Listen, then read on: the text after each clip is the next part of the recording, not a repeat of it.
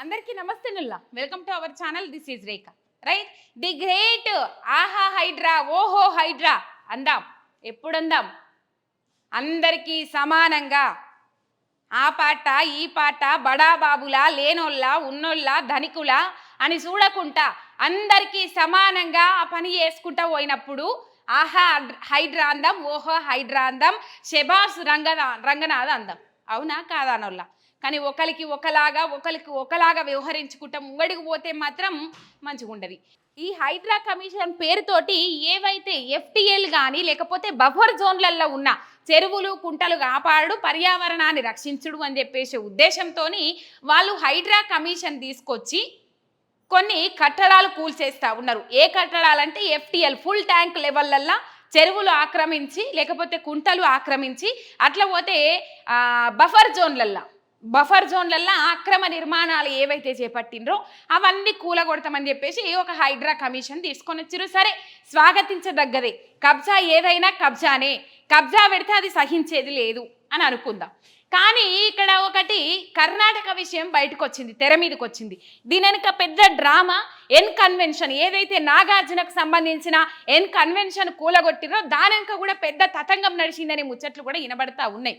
ఇది ఎప్పుడో 2000 N convention అనేది 2010లో నిర్మాణం చేపట్టిండ్రు. 2010లో ఏ పార్టీ ఉండే? తెలంగాణ రాష్ట్రంలో కానీ లేకపోతే ఉమ్మడి ఆంధ్రప్రదేశ్లో కానీ అధికారంలో కాంగ్రెస్ పార్టీ ఉండే. ఆ ఎన్ కన్వెన్షన్కు సంబంధించి కాంగ్రెస్ పార్టీ పూర్తి పర్మిషన్లు ఇచ్చిన తర్వాత ఎన్ కన్వెన్షన్ చేపట్టిండ్రు.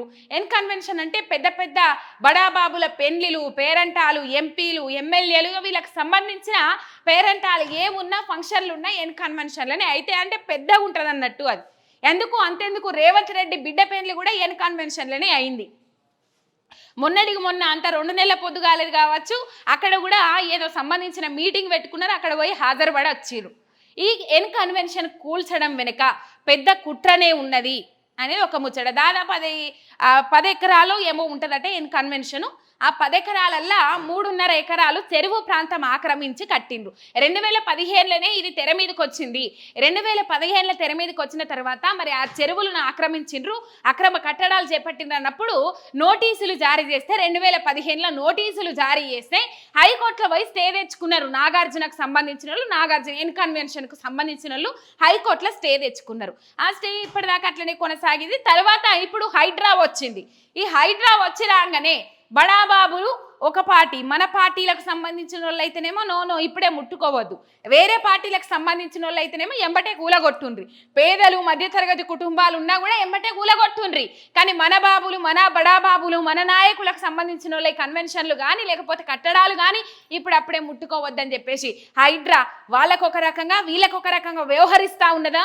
పేదలు మధ్యతరగతి కుటుంబాలకు ఒక రకంగా, మన పార్టీ వాళ్ళకు ఒక రకంగా, వేరే పార్టీ వాళ్ళకు ఒక రకంగా వ్యవహరిస్తూ ఉన్నదా? అట్లా ఆర్డర్స్ ఏమైనా పాస్ చేసిండ్రా అనే అనుమానాలు వస్తే అవుననే సమాధానాలు వినబడతా ఉన్నాయట. మరి హైడ్రా ఇట్లా ఎందుకు వ్యవహరించాలి? ప్రజల ఆస్తి కాపాడాలి, ప్రభుత్వం బాధ్యత అది. చెరువులు కట్టడాలు ఏవైతే ఉన్నాయో చెరువులు కుంటలు వాటిని పరిరక్షించాలి అనే ఉద్దేశంతో హైడ్రా కమిషన్ తీసుకొచ్చినామని చెప్పిర్రు. మంచిగానే సంతోషించదగ్గ విషయమే. ఇప్పుడు ముందుగాల మొదలుపెట్టుడే, నువ్వు పెద్ద బంగ్లాల నుంచి మొదలుపెట్టు, పెద్దోళ్ళ కట్టడాల నుంచి మొదలుపెట్టు. ఇక్కడ దుర్గం చెరువుల అన్నది తిరుపతి రెడ్డిదే ఉన్నదట కదా దుర్గం చెరువుల, దాన్ని రాయదుర్గం అంటారు. ఇప్పుడు ఆ దుర్గం చెరువు గింతంత అయిందోళ్ళ దాని చుట్టుపక్కల అన్ని బడాబాబులే ఉన్నాయట. ఆడ మొదలుపెట్టి కూలగొట్టు. మీ అన్న తిరుపతి రెడ్డిదే ఉన్నదట కదా ఆడ పెద్ద ఫామ్ హౌస్. అంటే ఆయన అన్న కాబట్టి ఆయన పేరు తెలుసు కాబట్టి ఆయన పేరు చెప్తాను. ఇంకా బడాబాబుల పేర్లు కూడా ఉన్నాయి దాని వెనుక. అక్కడి నుంచి కూలగొట్టుండ్రి. ఇటు పోతే పొంగులేటి శ్రీనివాసరెడ్డి కానీ, గడ్డం వివేక్ కానీ, అటు పోతే పట్నం మహేందర్ రెడ్డి ముచ్చట కానీ. పట్నం మహేందర్ ముచ్చట చెప్పాలనంటే పట్నం మహేందర్ను మెల్లమెల్లగా బుజ్జగిస్తూ ఉన్నాడట రేవంత్ రెడ్డి. నీకున్న ఆస్తులల్లా ఒక్క బిల్డింగ్ పోతే ఏం ఒరిగింది పోతే ఓనితి, కూలగొడితే ఊలగొట్టంతి, తప్పేటట్టు లేదు, సప్పుడు చేయకు చేరా, అట్లా కూడా ఊలగొట్టిందని పేరు రావాలి కదా మనకు, సప్పుడు చేయకు, నీకు దాని మొత్తం నేను ఏమన్నా చేత్త తీయి అని ముచ్చట మాట్లాడి జర ఒప్పించినట్టు కూడా తెలుస్తూ ఉన్నదట. నెక్స్ట్ పట్నం మహేందర్ ఫామ్ హౌసే కూలగొడతారట. హిమాయత్ సాగర్లో వాళ్ళ కళ్ళు చెదిరిపోయేటట్టు కట్టుకున్నారు. ఎఫ్టీఎల్ బఫర్ జోన్లల్లా ఈ పొంగులేటి శ్రీనివాసరెడ్డి కానీ వాళ్ళ ప్రసాద్ రెడ్డి వాళ్ళ తమ్ముడు కానీ ఇక వీళ్ళ కళ్ళు చెదిరిపోతాయి వాళ్ళ కూలగొట్టుండ్రి. అది ఆక్రమణలు అయితే కూలగొట్టుండ్రి అని చెప్పేసి మాట్లాడుతాండు కదా పొంగిలేటి శ్రీనివాసరెడ్డి. అది కానే కాదని ఓమలకు అంటారు, అది కూలగొట్టుండ్రని ఓమలకు అంటారు. ఇక వాళ్ళ దాంట్లో వాళ్ళకే పొంతన లేదు ఒకళ్ళు మాట్లాడే దాంట్లో.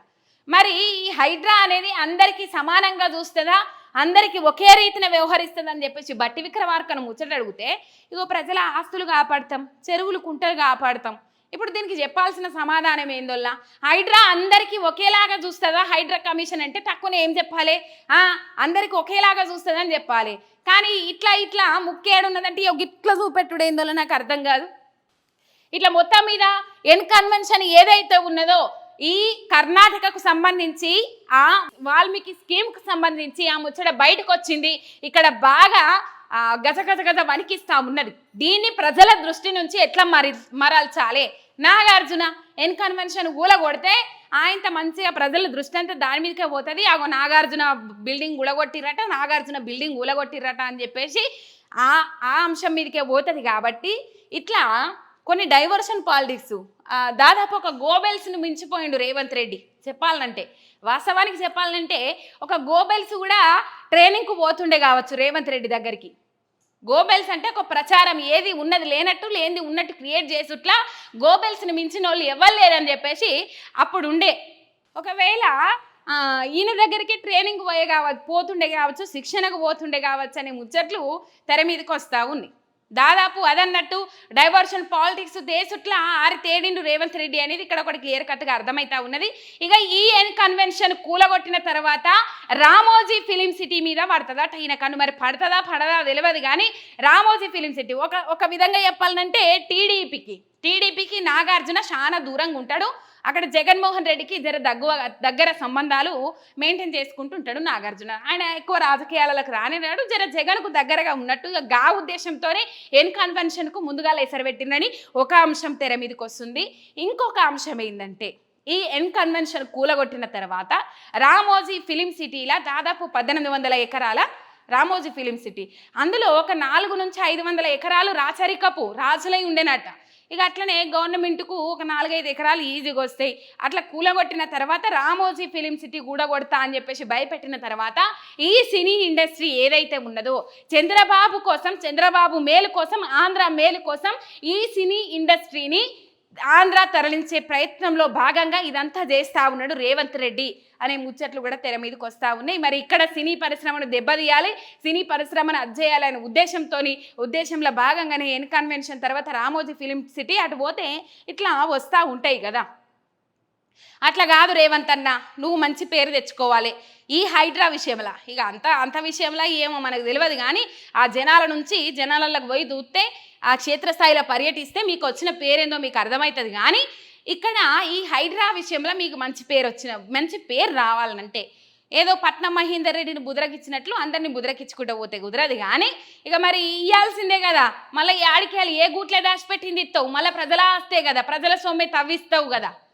అట్లా కాకుండా ముందుగాల దుర్గం చెరువు సాక్కగా దుర్గం చెరువు పోయి నీ అన్న తిరుపతి రెడ్డిది ఏదైతే ఉన్నదో అది ముందుగాల కూలగొట్టిన తర్వాత మిగతా వారి మీద దృష్టి పెట్టి అన్ని లైన్ వాడ ఏవైతే FTL full tank level buffer జోన్లలో అట్లనే జీవో 111లా ఉన్నాయి ఏవైతే ఉన్నాయో ఆ కట్టడాలన్నీ కూల్చేయి.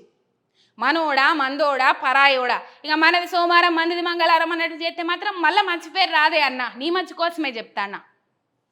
మంచి పేరు రావాలంటే ముందుగా గవి కూలగొట్టిన తర్వాత సరే హైడ్రా కమిషన్ ఆహ్వానించదగ్గదే, మంచి నిర్ణయమే. కానీ మీరు మంచిగా హైడ్రా కమిషన్ను మంచిగా వినియోగించుకొని మంచిగా చేస్తే అందరికీ మంచిదే. రైట్. మొత్తం మీద ఇదొల్లా ఒకటి సినీ ఇండస్ట్రీని ఇక్కడ బెదిరించి ఆంధ్రాకు మరలించే ప్రయత్నం చేస్తూ ఉన్నాడు రేవంత్ రెడ్డి అనేది ఒక ముచ్చటిన పడతా ఉన్నది. ఏదైతే కర్ణాటకకు సంబంధించి వాల్మీకి స్కీమ్కు సంబంధించి దారి మళ్లించేటందుకు ప్రజలను తప్పుదో పట్టించేందుకు ఎన్ కన్వెన్షన్ అనేది ఒకటి తెర మీదకి తెచ్చిండు రేవంత్ రెడ్డి అనే ముచ్చట్లు అయితే బాగా వినబడతా ఉన్నాయి. ఇది ప్రైవేటు జాగా, మేము అక్రమంగా కట్టడం నిర్మించలేదు అని చెప్పేసి నాగార్జున అక్కడ పోతానన్నాడు. కోర్టుకు పోయి ఏమో సమన్లు దాఖలు చేస్తారో తెలియదు. కానీ మొత్తం మీద కోర్టులో తెలుసుకుందామని చెప్పేసి ఆయన కూడా ట్వీట్ చేసిండ్రు. ఒక ముచ్చట బయటకు వచ్చింది, అది హైకోర్టు ఆదేశాలు జారీ చేసింది, స్టే ఇచ్చింది అనే ముచ్చట్లు కూడా బయటకు వచ్చింది. అవి అవాస్తవం అని చెప్పేసి రంగనాథ్ కూడా బయటకు వచ్చి చెప్పిండు.